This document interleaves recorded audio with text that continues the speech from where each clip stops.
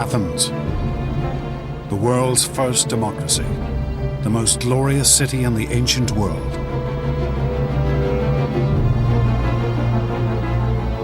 A city of wealth and power, the center of a mighty naval empire. At the head of this state stood one man, a man who seemed to embody all the Athenians' achievements, Pericles. But Pericles would now risk everything he and the Athenians had built in one great gamble. A war that he hoped would make Athens the undisputed ruler of the Mediterranean. This conflict would indeed transform Athens, but in a way Pericles could never have imagined.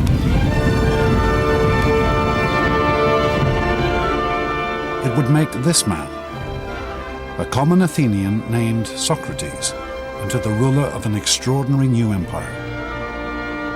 An empire that remains the Greeks' last great legacy. An empire of the mind.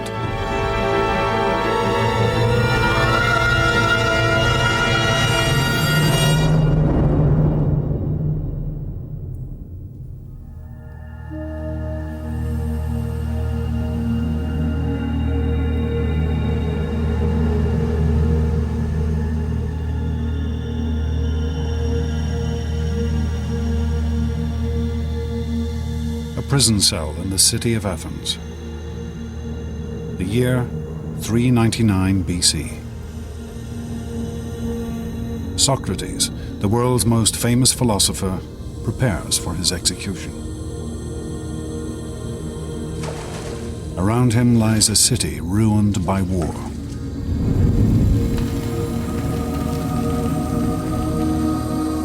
A nation stripped of glory and empire. People who have lost everything. Socrates is perhaps the one man who could have saved his fellow citizens from the greatest defeat in their history. Instead, they have condemned him to death. How could the Athenians come to execute one of their most brilliant minds? How could they lose everything that had once made them great? It is a tale that begins 3 decades before.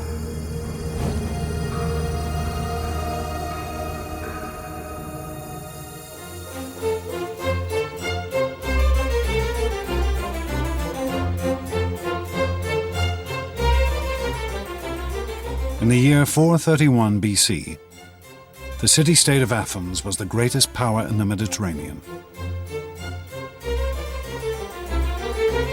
Under the leadership of the patrician Pericles, this tiny state had built a naval empire that stretched across the Aegean. Her mighty fleet of trireme warships was the most powerful of the day.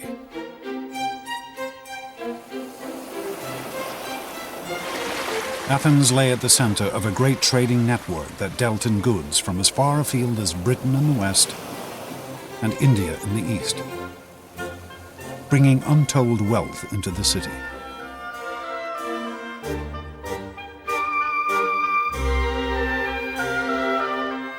And Pericles had personally devoted himself to making this city the most glorious of the ancient world.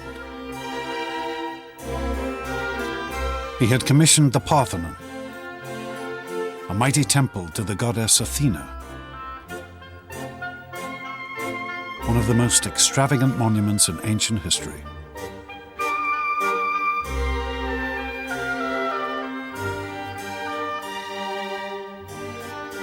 But for all his power and sway, Pericles did not rule this city. For Athens was a democracy.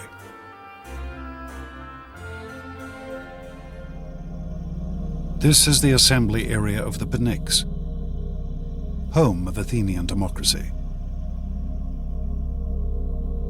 The system that gave every Athenian citizen a say in the running of their state. Here, Pericles had to stand before his fellow citizens and win the right to lead.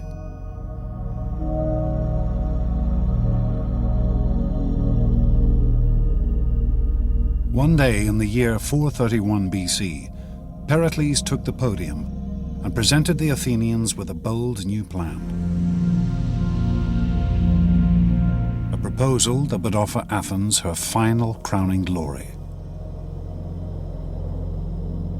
Pericles intended to vanquish Athens' last great rival, the city-state of Sparta. Sparta was the only other Greek state that matched Athens' power. The Spartans ruled all of southern Greece, and they were a fearsome military force. Their citizens were trained from birth in the arts of war.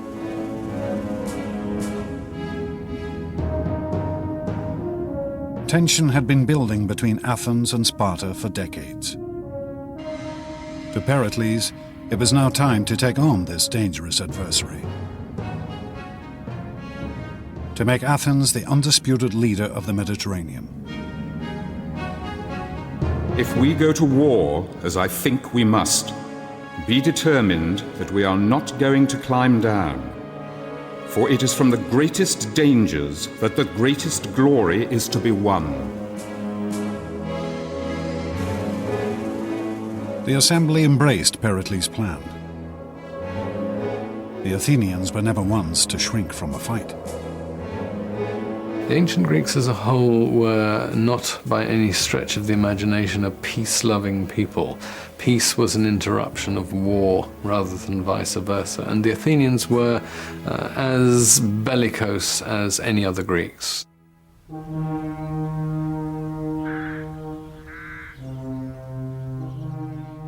But Pericles knew that any war with Sparta would not be easy to win. For the Spartan infantry were far superior to Athens' forces. Athens' strength lay in her navy.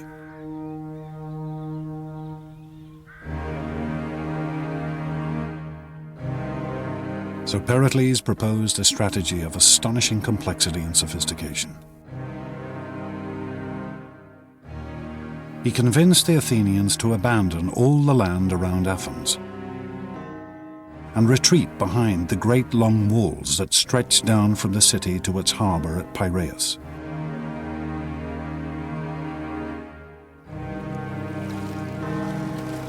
Pericles would supply the city by sea. Merchantmen would bring in grain, wheat, and other essential supplies from Athens' colonies and allies across the Mediterranean.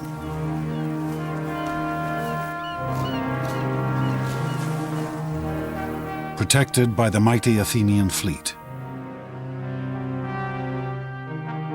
And Pericles would use this great navy to attack the Spartans from the coast.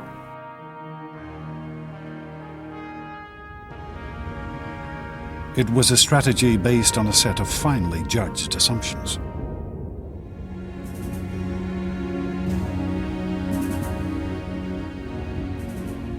Pericles' expectation was that after a year or two, but no more than 3, the Spartans would realize that they could not win the war because the Athenians would never give them the infantry battle they needed in order to win, and they had no other device available. Athens' fleet had always been key to the city's success. It had won the city great military victories, and it had built her an empire.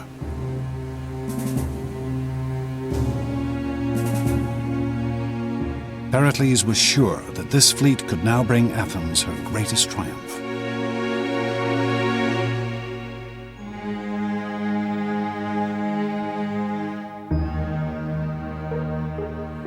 The Athenians crowded behind the city walls. Confident in their vision of imperial power and glory, they assumed that Pericles' strategy could only bring them victory. But among this teeming multitude could be found one man who refused to assume anything.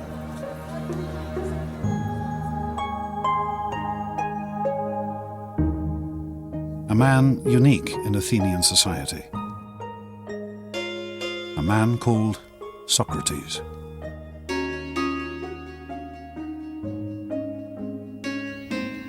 If you were an ancient Athenian citizen, the first thing you'd see is a man who was unbelievably ugly. His head was too big, his eyes were too large, his nose was all the wrong shape. Socrates' appearance breaks every rule of classical Greek aesthetics, of the idea of proportion and measure. Socrates walked the streets of Athens barefoot, clad only in a dirty robe. He cared nothing for appearance or any of the other conventions of his day.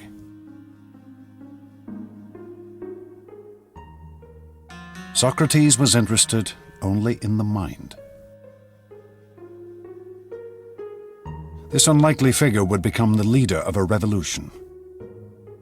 A revolution in thinking that had been gathering strength across the Greek world.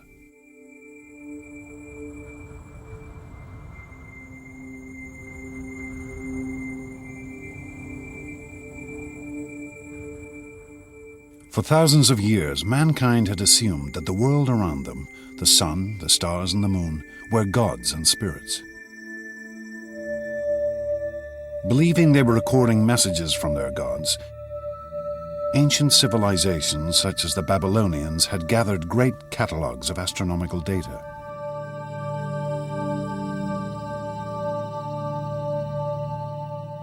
This detailed astronomical calendar from Babylon records the rising and falling of the constellations and the gods they represented.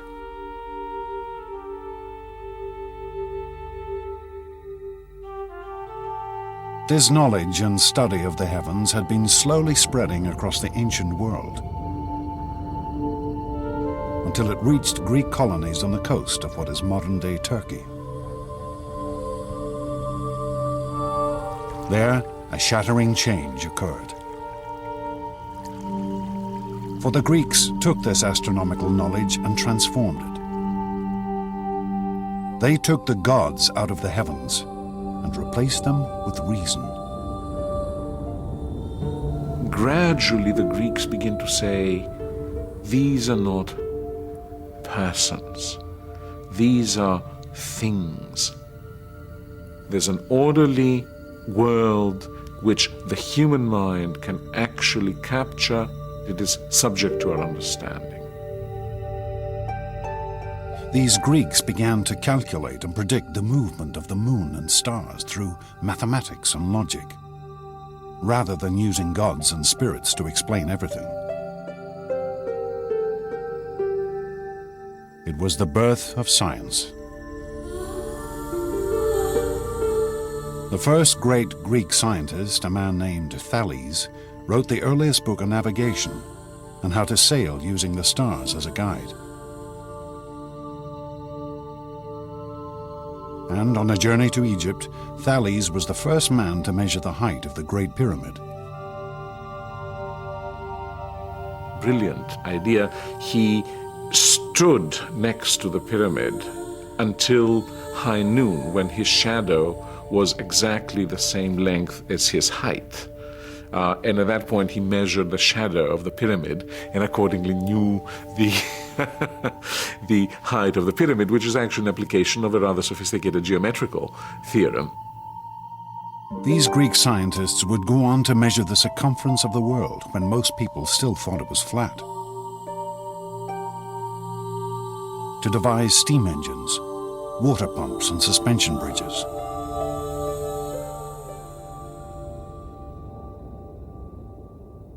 But Socrates was not interested in the mechanics of the physical world. He would use this new way of thinking, using reason and logic, to study people. The great change comes with Socrates, who turns his back, so to speak, to the world of nature. What he cares about is the individual. You become an object of study and care. Socrates spent his days in conversation, walking the streets of Athens, talking and debating with anyone he met. With over 150,000 people now packed behind Athens' walls, he was in his element. One of the amazing things about Socrates is that he is the first fanatical urban individual. He loves the city. He makes life in the city one of his major concerns. Socrates' life was spent questioning the assumptions his fellow Athenians held about their lives. What they felt was right and wrong, what was good and bad. And he was happy to turn convention upside down.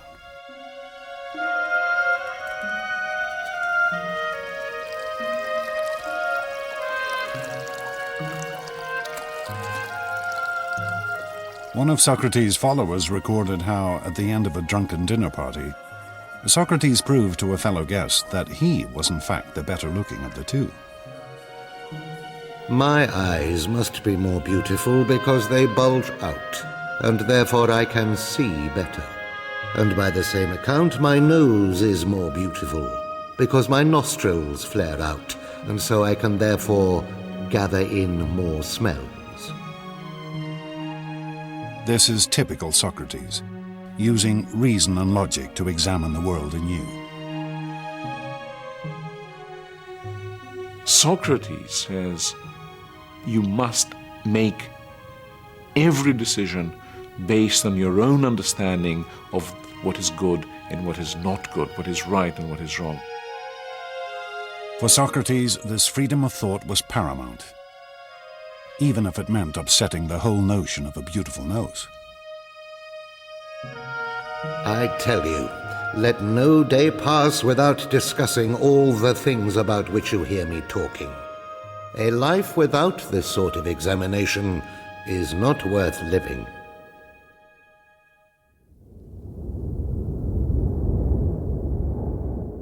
But as Socrates spent his days in debate, his city was fighting a war.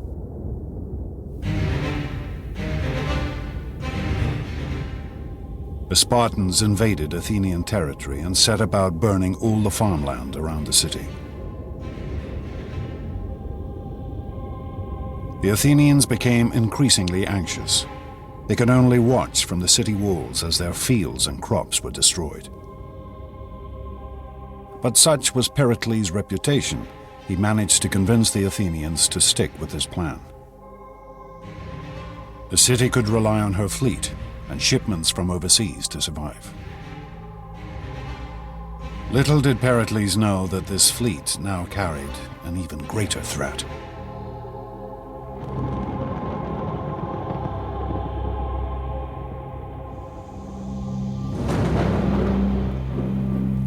One year into the war, the grain boats that fed the city brought with them an additional cargo: plague.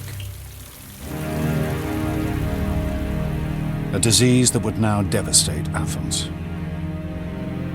Pericles' plan couldn't anticipate difficulties that we now would suggest were rather likely in those circumstances of crowding.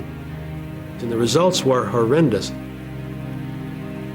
With the population crammed behind the city walls, the affliction spread like wildfire. The symptoms were horrific. The Athenian historian Thucydides, who lived through these years, recorded its effects. The body was suddenly seized, first with violent heats around the head and redness and inflammation of the eyes, and then the disease descended into the bowels, producing violent ulceration and uncontrollable diarrhea. The sufferings of individuals seemed almost beyond the capacity of human nature. The city must have looked terrible, smelled terrible, been awful to be in, and terror must have reigned everywhere. Sufferers, racked with fever and overcome with unquenchable thirst, would crawl into the city cisterns and water mains to die.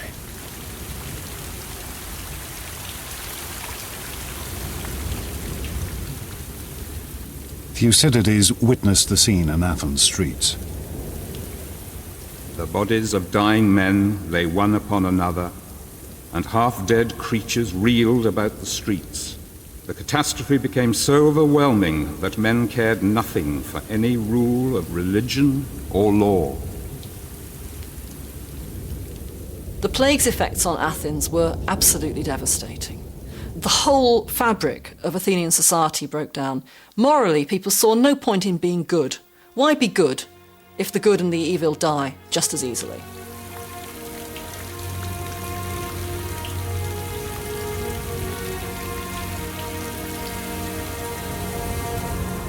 The plague would kill over a third of Athens' population.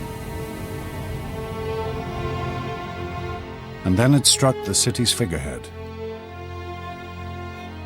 Pericles.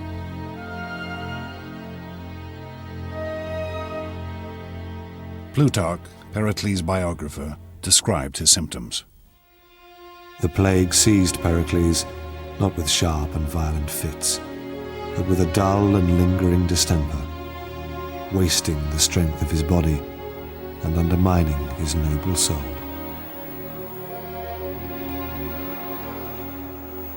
By the end, the patrician hero of the city was reduced to relying on potions and magic in an attempt to cure himself.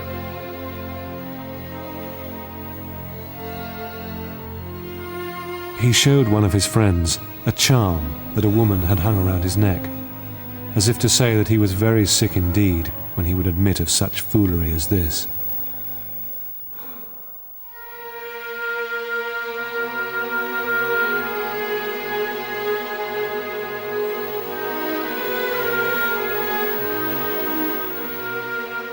Finally, after 6 months of lingering illness, Pericles died in 429 BC.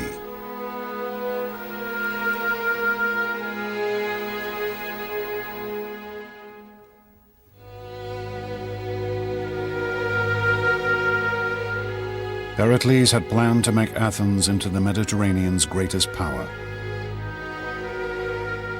But his carefully calculated strategy had brought only disease and death. Like most brilliant men, like most people who have had great success all their lives, Pericles simply underestimated the degree to which some things are out of the control of the very best intelligence and the very best knowledge that there are.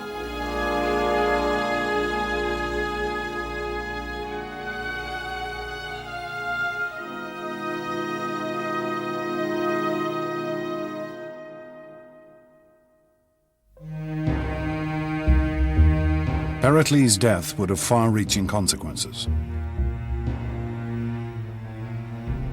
It soon became clear that this one man had been the linchpin of the Athenian state. Plutarch records that the changes were swift and dramatic. Those who while he lived had resented Pericles' great authority now realized that he had been the main protector of public safety. So great a corruption and such a flood of mischief and vice followed.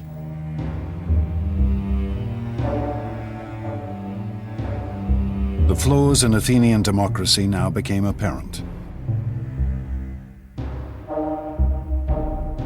Without a single strong leader, countless figures now scrambled for the top position. And they were prepared to do anything the people wanted if it gave them power. Pericles' successors, who now wanted to occupy the top position, simply followed the prejudices and passions of the masses in order to gain support.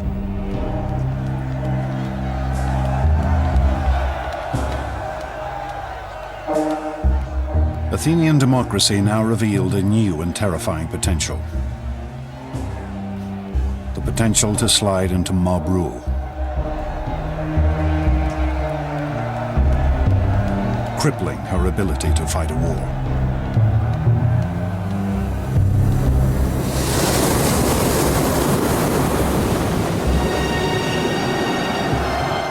As the conflict raged on, an Athenian naval force won a skirmish with the Spartans in rough and storm-tossed seas.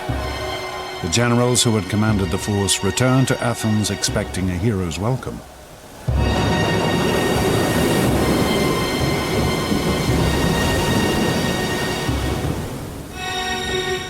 Instead, they were thrown into prison.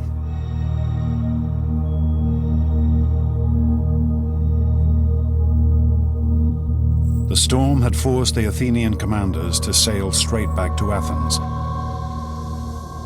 without picking up any of their soldiers who had fallen overboard during the battle. Rabble-rousing speakers had convinced the assembly that this failure to rescue the men was a crime so appalling that all the generals should be summarily tried and executed.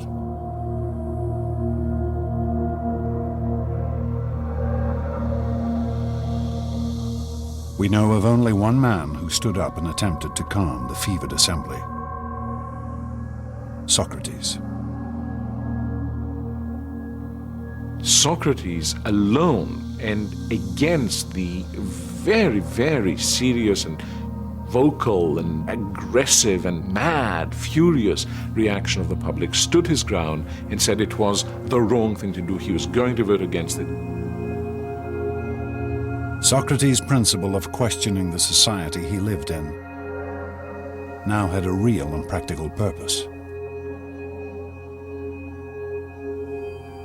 He refused to bow to any pressure and thought for himself and do the thing that his conscience and his reasoning told him was the right thing to do.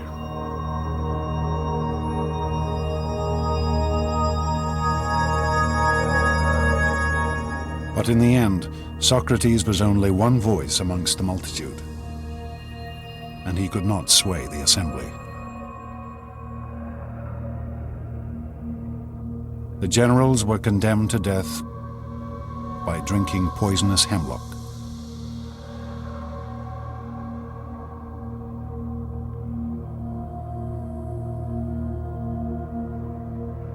It would be a terrible loss to Athens' war effort.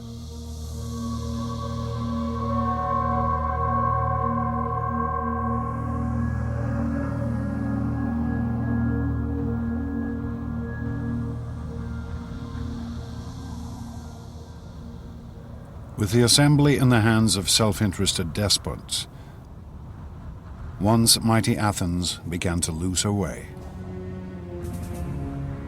After the death of Pericles, Athens never again had a political leader with a well-thought-out general picture or a set of goals that he could pursue with reasonable hope of bringing them to fruition. The war against Sparta degenerated into a bitter, dragging conflict that spread over a decade. The Spartans ravaged the land around Athens, and the Athenian fleet kept the city supplied.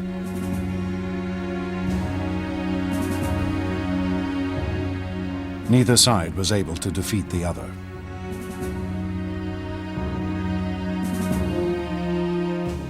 Deprived of victory, the Athenians grew increasingly frustrated. Were they not the greatest state in all of Greece? Surely the time must come for Athens to prove her power once and for all.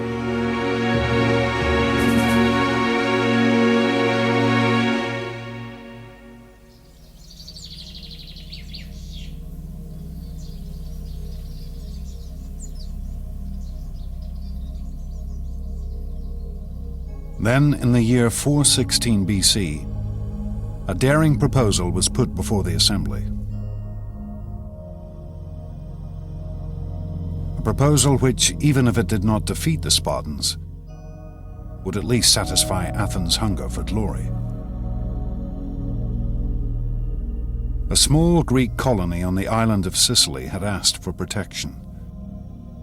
Protection from a neighbor allied with Sparta. Why should the Athenians not come to their aid, humiliate their Spartan adversary, and perhaps conquer all of Sicily at the same time? As one Athenian addressed the assembly, "This is the way we won our empire, and this is the way all empires have been won. Let us set out on this expedition, for it will destroy the arrogance of the Spartans, and at the same time we shall become rulers of all Greece."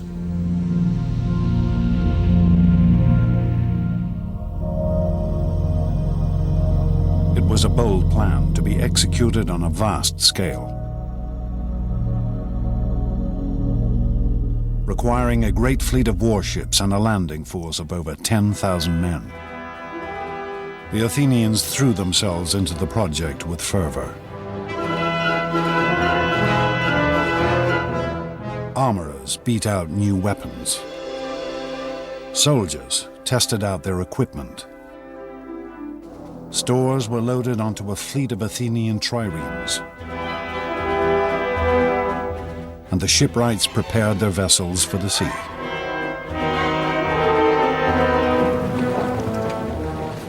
Then, to great fanfare, the mighty invasion force set out for Sicily.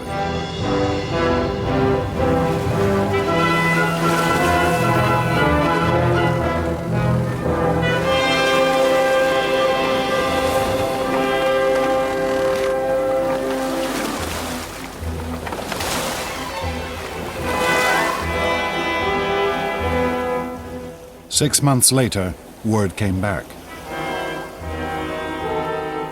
The campaign was not going as quickly as hoped. They needed reinforcements.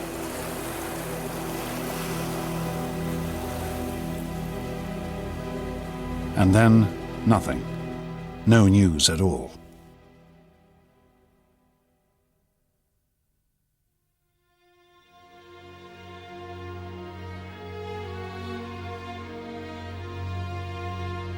Then, in the autumn of 413 BC, a sailor arrived in the city.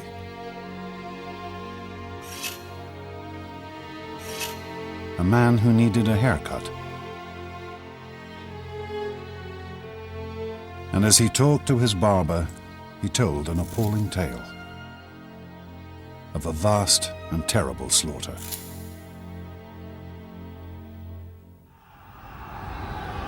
It was the story of an invading army that had been pinned down where it landed, of how its leaders had argued with each other about strategy, of how their food and water had run out, of how they'd attempted to ford a great river in a desperate attempt to escape.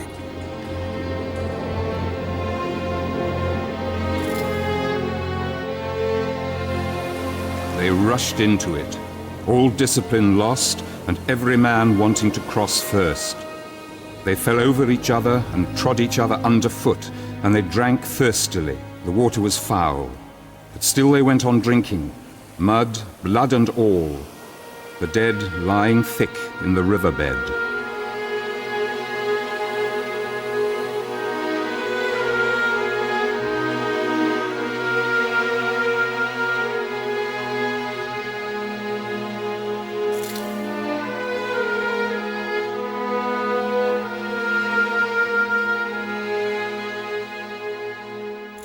This was how the Athenians discovered that they had been the victims of one of the greatest defeats in ancient history. Over 50,000 men had been killed or taken prisoner. 2 entire fleets of Athens' prized triremes had been destroyed.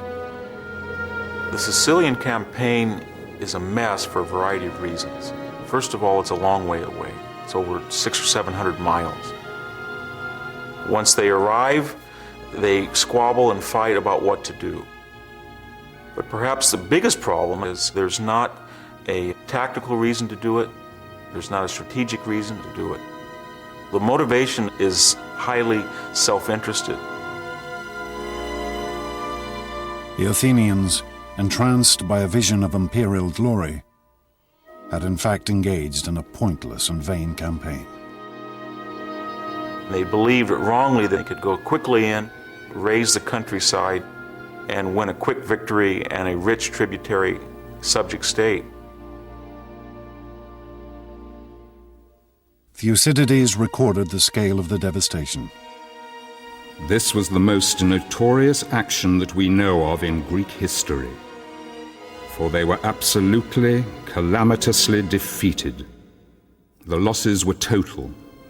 Army, navy, everything was destroyed.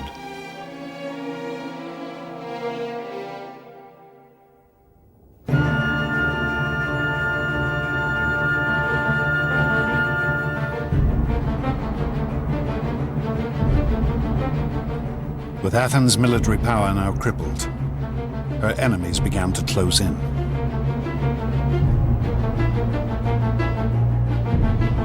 The Persians, whom the Athenians had humiliated 50 years before, now saw the ideal opportunity for revenge.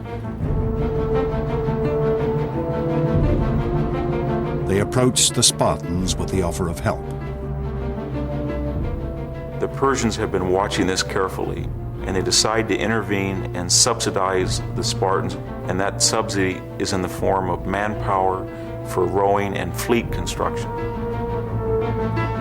Where previously the Spartans had never been a naval nation, now they had a fleet, paid for with Persian gold.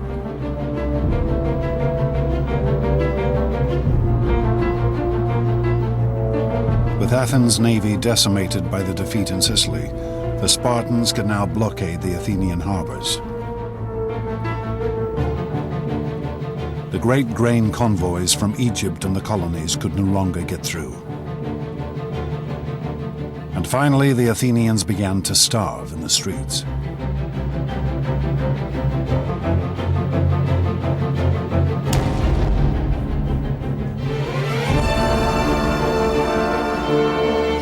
The people turned to their patron goddess, Athena.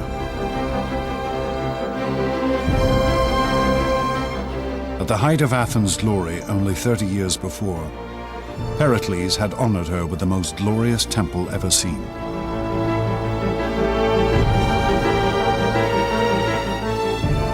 But the goddess could offer no help now.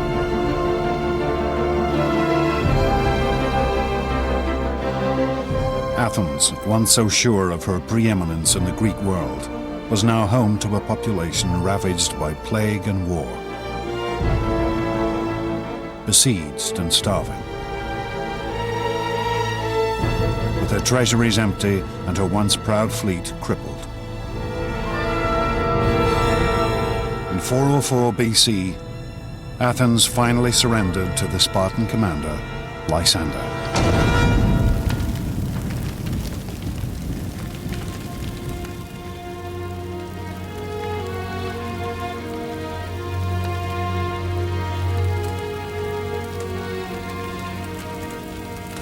The Spartans' terms were heavy. The great walls which had defended the city were to be torn down. Her fleet was to be destroyed.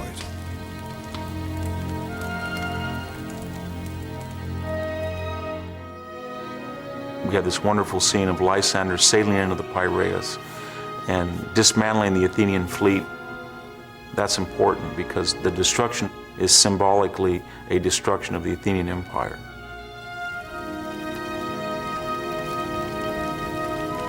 What remained of Athens' mighty navy was put to the torch, with only 12 ships allowed to remain. No longer would she rule the Mediterranean.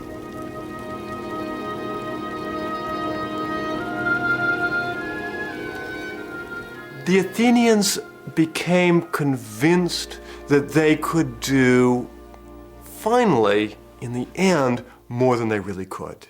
And I think this is really the point in which the potential that Athenian democracy brought about could turn to tragedy.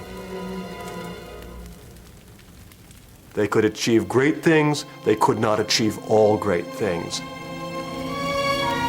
But it would still take one more act of vanity and violence before the Athenians could redeem themselves. And their city could be reborn.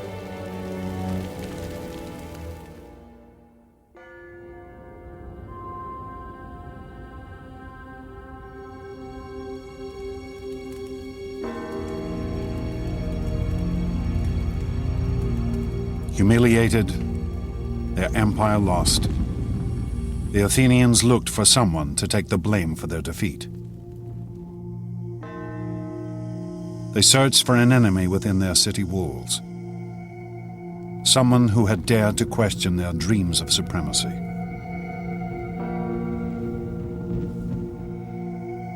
They searched for Socrates. Socrates was a critic. He was critical of the thinking and the thought processes of his fellow citizens, and he was critical about the public affairs of Athens. For over 50 years, Socrates had been publicly questioning and attacking the traditions of Athenian life. And around him he had gathered a group of youthful followers. Surely this must have weakened the city's moral character, undermined her hunger for victory. On the command of the assembly, Socrates was arrested on charges of questioning the state religion and corrupting the youth of the city. I am quite sure that especially in a relatively small society like Athens, someone who is constantly questioning the principles by which the society has traditionally governed itself will be perceived as a very major danger by at least some people in society. You can easily see that a few hundred people might want him out, and they did. The Athenians would now put to trial the one man who dared to question the way they lived their lives.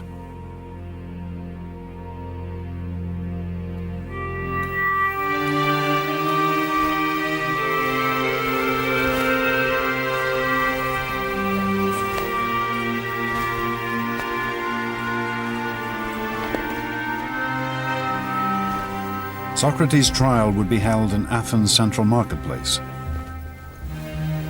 under a canopy to shade the fierce heat of the Greek sun.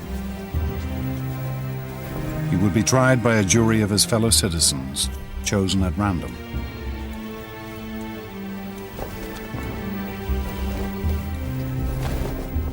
But this would not be a trial we would recognize.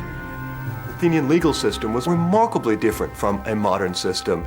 There are no lawyers involved with this. There is no trained judge involved with this. It is, in some ways, a very frightening system from a modern point of view. The law did not have the same stature in Athens that it has in a modern society. Socrates would be judged by the same kind of group he had watched condemn 6 generals to summary execution 7 years before.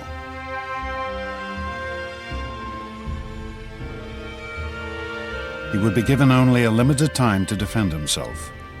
All speeches in the Athenian courts were timed by a water clock. One jar of water steadily running into another.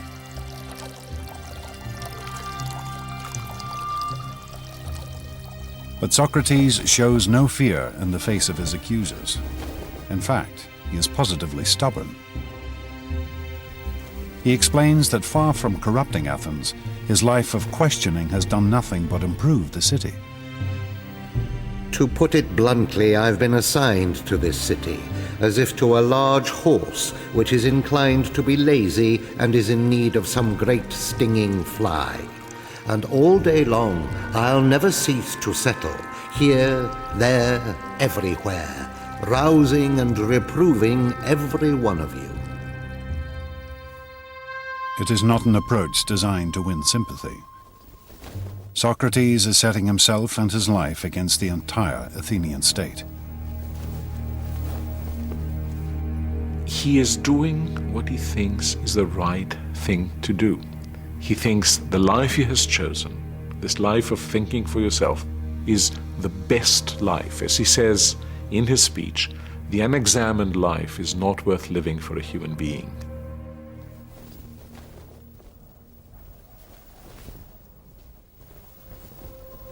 If Socrates had simply apologized to the court, he might well have been acquitted.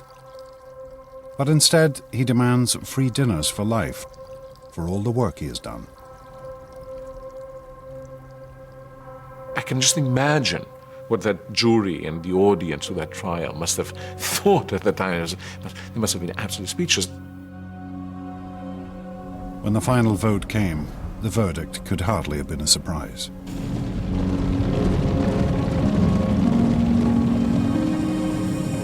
The court found Socrates guilty with the penalty of death.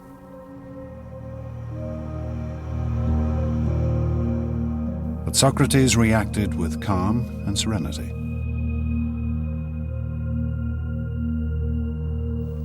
Well now, it is time to be off. I to die and you to live.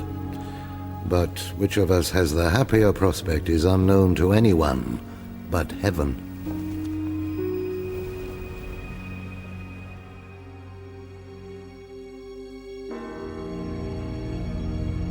Socrates was taken from the court to Athens prison.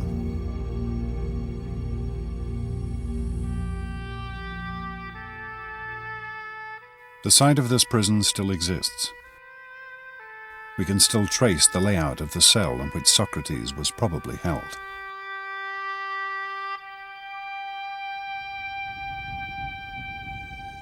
And we still have accounts of Socrates' last days from friends who visited him in his cell. They are among the most famous Greek writings. For with his death, Socrates would transform Athens. He would show his fellow citizens that the principles of reason, of questioning the world, were something worth dying for.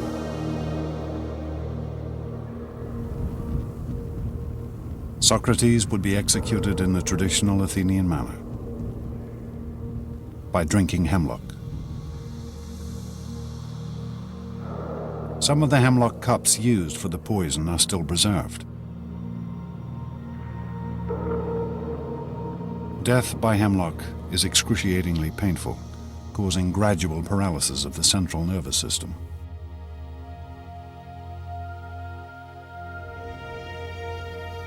But as the moment of his execution drew near, Socrates turned to his friends, treating the whole affair as if it were nothing at all.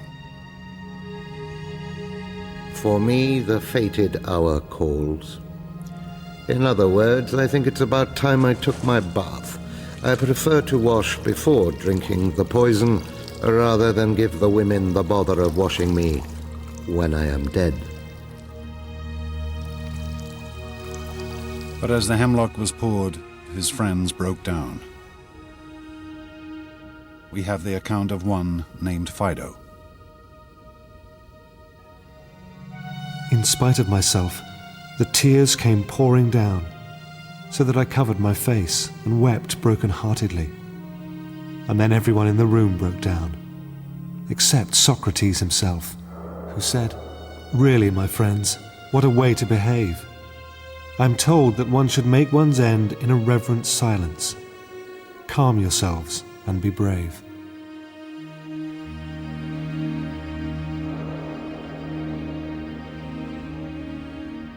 As Socrates lay back on his bed and let the poison take effect, his friends watched in silence. Here was a man who was dying not for glory, not for fame and honor, but for the sake of his principles, because he believed that man should question the world around him. It was a sight they would never forget.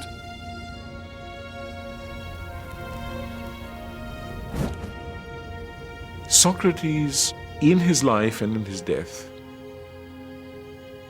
becomes a completely new Greek hero. From now on, the hero is a person of conviction, a person who will follow nothing but the dictates of his intellectual conscience, and that is a new conception of what a human being is like and what a good human being must be like.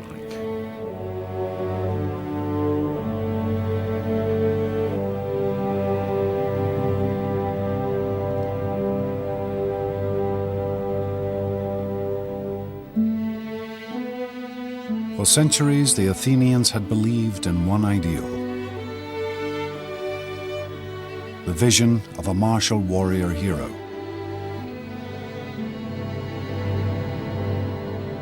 It had driven them to conquer great foes, to build a mighty empire. But now, in the depths of defeat, they discovered a new figure to venerate. Effigies of Socrates have been found amongst the ruins of the Athenian prison. perhaps offerings to the dead philosopher. Perhaps the most important lesson that Socrates left is the need to be critical and the need to be self-critical. The interesting thing that I see in Athens in the years after the execution of Socrates is this same capacity to look at themselves and recognize that they have perhaps gone too far in the past, and indeed to embrace a certain kind of maturity. Athens was never again a great imperial power. But neither did her democracy lapse again into mob rule.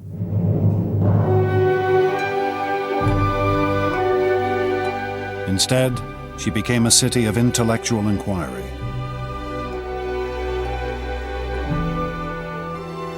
A haven of study and discussion, where Socrates' students and his students' students slowly began to build a world based on reason.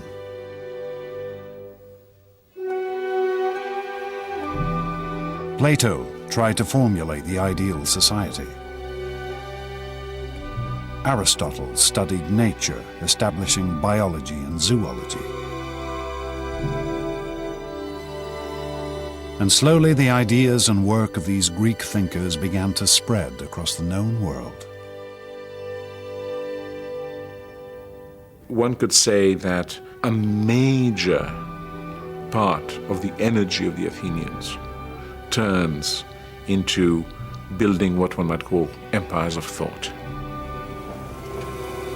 So where before you had Athens sending its ships to the various islands in order to collect taxes, here you have reason extending its dominion over all areas in which our lives are actually lived. Socrates' principles of reason, of questioning assumptions and the world around you, still endure.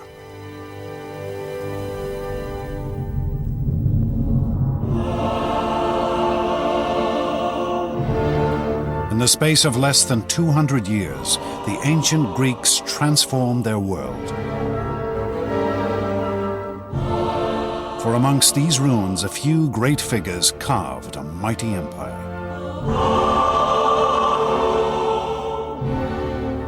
They invented democracy and politics, science and philosophy.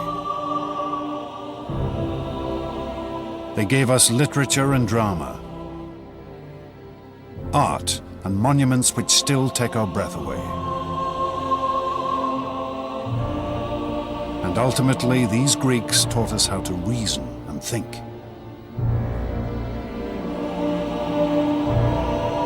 Two and a half thousand years later, their astonishing achievements continue to shape our world.